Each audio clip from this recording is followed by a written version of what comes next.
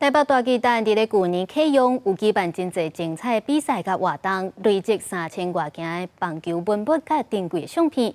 即阵也专工伫咧大巨蛋举办特展，也邀请到因体的棒球球星来分享回忆。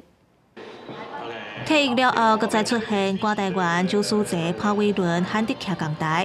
2024年伫大巨蛋引退因三个人，讲到难忘记忆。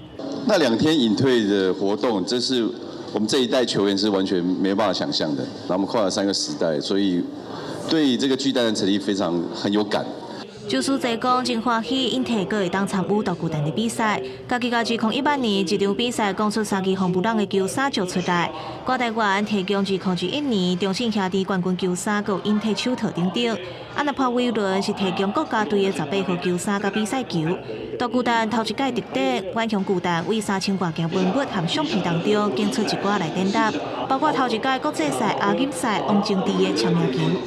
从球迷球员的心态期待这个大巨蛋的诞生，那自己又能在大巨蛋出赛，那其实这个过程其实蛮感动的。当然希望说更多球迷可以回顾历史之外，去年度拿下了世界的冠军。那未来在这个2025年的时候，我们还有紧接着经典赛要打。周书杰目前是亚洲棒球总会会长特助，伊笑讲透早唔免练球，但无空气，心态要该调整。